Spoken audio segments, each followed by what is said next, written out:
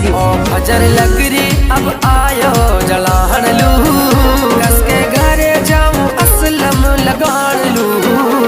अरे भाषण मत दे खड़ी तो बिल्ली हो जा, दूध सुरवटी खा लूंगा तेरा कुंवर माँ की जरूरत ही ना आयो। हर को दर्जो हो ना जाने वैसे हर हफ्ता तू ताली मन में जायो।